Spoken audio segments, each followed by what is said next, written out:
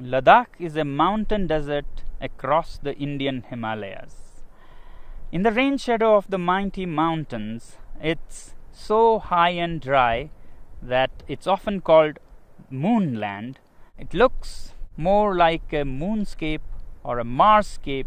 Well, this one is a picture of the Mars. Often called Little Tibet, this region remains landlocked, cut off from the rest of the world for half the year. Temperatures range from -30 to +30. Hi, I'm Sonam Wangchuk, a simple indigenous tribal from this remote Ladakh. I was born in an even remoter tiny village of 5 households. But that was a long time ago. Today, my village has grown 100% to become a village of 10 households.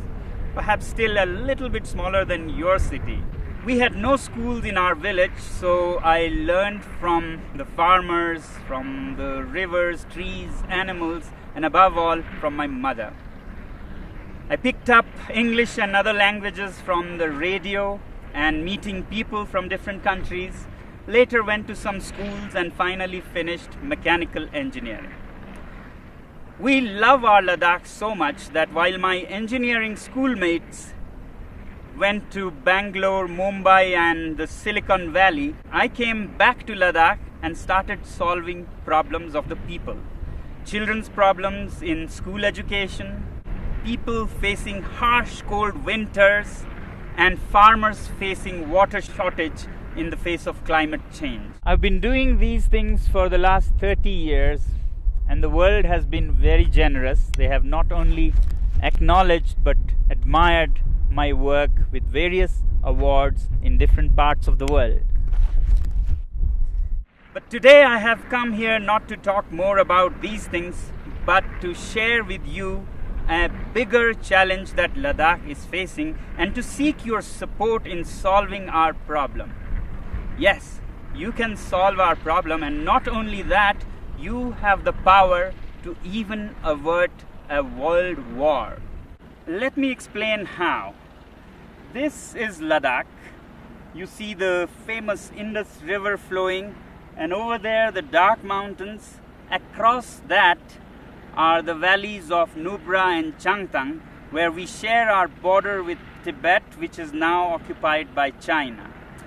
You may have heard that for the past few weeks, Chinese army has intruded deep inside Indian territory. This has been happening over years, and our shepherds who raise the famous Kashmir goats have lost a lot of their pastures and are in deep trouble.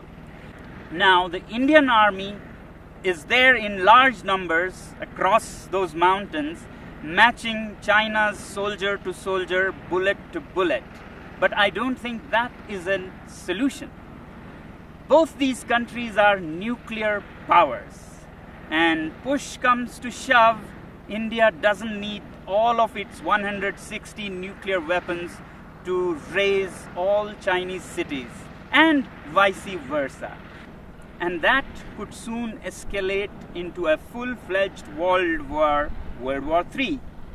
Therefore, I have come to seek your support in solving this. You, my friends, have the wallet power, which in this case can even diffuse a bullet war between different countries. Let me explain how. To understand your power, let's first understand what China is doing and why and when. Although China claims that Indian soldiers intruded into its territory, it could not be a coincidence that at the same time, in the months of April and May, Vietnamese decide to bother China. Taiwan and the US Navy also decide to bother China. And the timing is important. This is the time when the whole world is dealing with the pandemic. Who would even think of border disputes? But one country has serious reasons to do that, and that is China.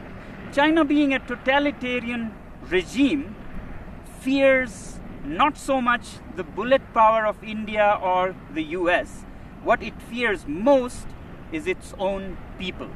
the 1.4 billion people that work like bonded laborers without many rights and enrich this regime, when they are angry, there's a situation for an uprising, a revolt. And today, after the COVID pandemic, people in China are furious with their government for how they handled the pandemic. Chinese businesses are shut, factories are shut, unemployment reaches 20%. And it's time for an uprising. And that's when China picks up fights with several of its neighbors to divert the attention of angry citizens from the economy to nationalism. And this is not the first time China is doing this. From 1958 to 62, during the worst Great Chinese Famine, when people in China were very, very upset, Mao decided to invade India. And now Xi is doing the same thing again. Well, this is the simple analysis of my simple tribal mind. If this be the case, then we, the citizens of the world, should use our wallet judiciously and hit China where it hurts most, the economy. If enough people around the world decide that we will no longer buy Chinese goods and sponsor this regime, then that will see their worst nightmares coming true. And I think this is the only way we can bring the Chinese regime on the discussion table for peace dialogues. We must always clearly remember that when we say China, it's the regime and not the civilization, not the people. In fact, the Chinese people are themselves the greatest victim in this. And that's why, my friends, I've come to seek your support. We use so many Chinese products, software, hardware, from apps and software that sends millions and millions of dollars to China to products like clothing, phones, computers. If we boycott these goods, it'll send a clear message to China that the world is not happy with you. But is it right to boycott goods from a particular country? When normally not, when it is among equal partners. But my simple tribal mind says that China is not a normal country. If the world was a club of peaceful sheep, China is a wolf in sheep's clothing. It doesn't respect the rules of the game.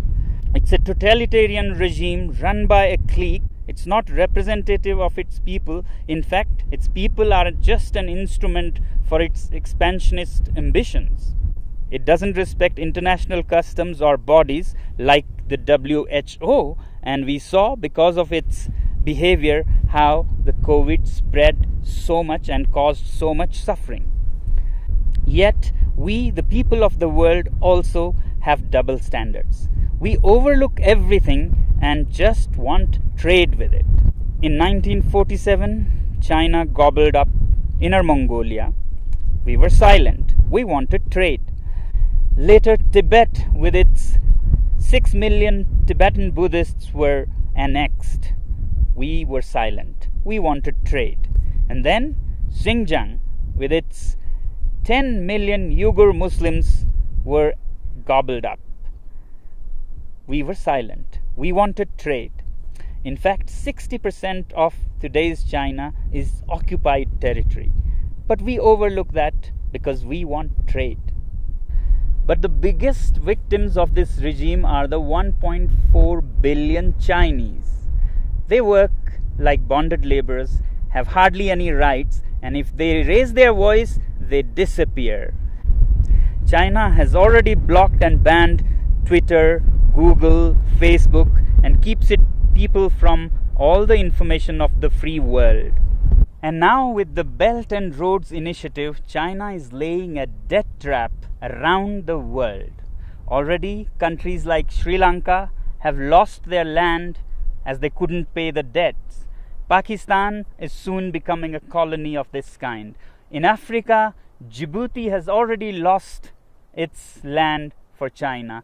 Countries like Tonga have debts that amount to 44% of its GDP.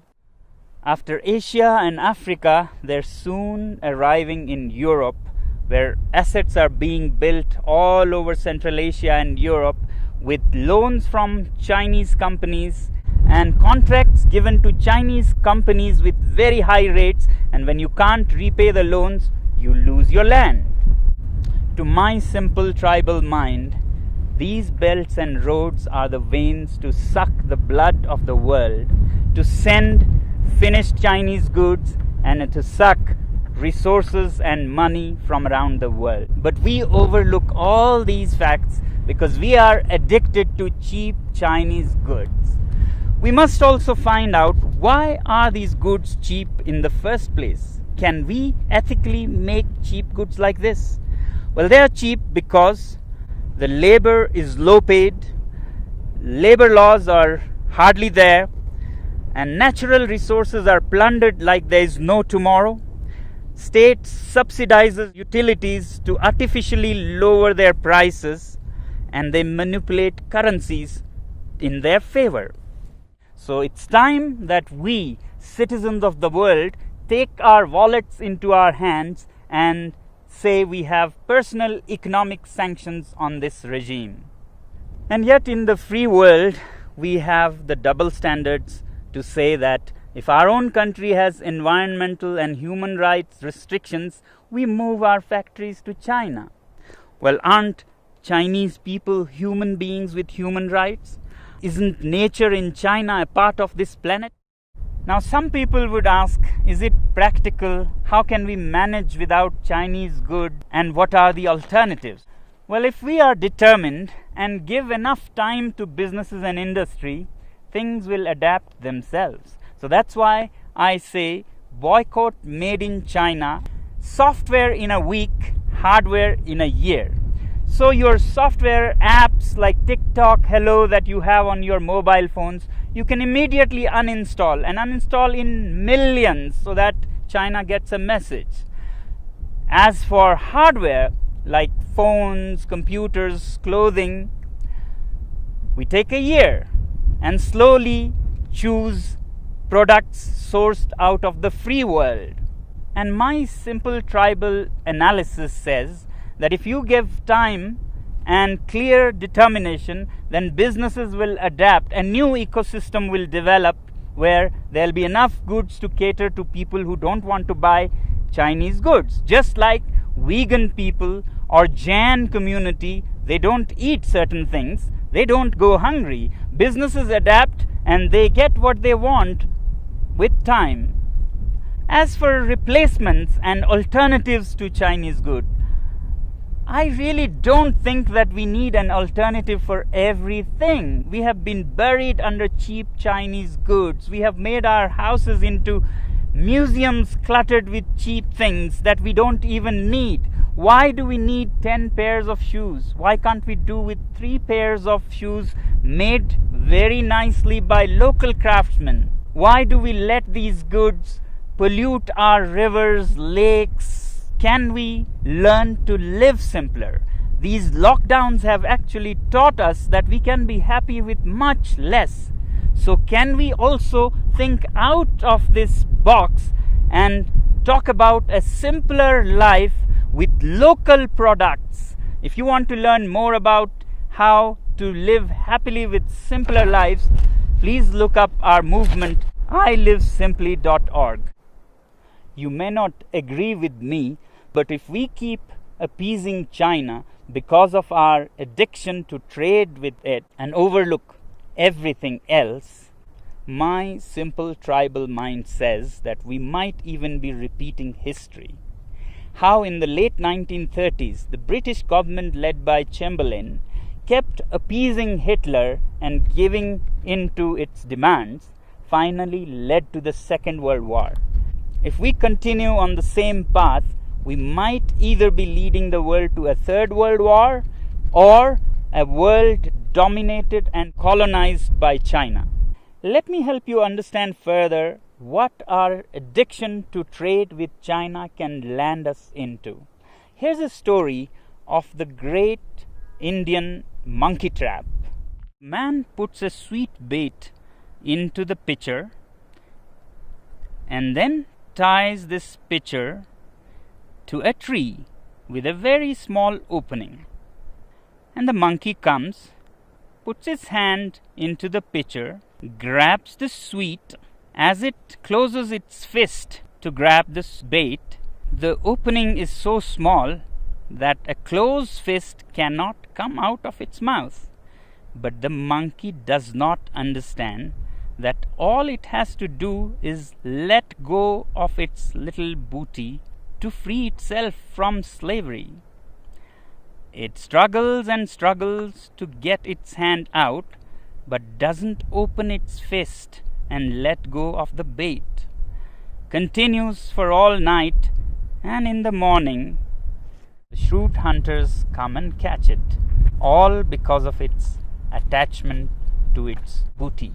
I hope we are more evolved than monkeys and can let go of such baits. Well, this is all that the last citizen from the remotest part of the planet can say. The choice is yours.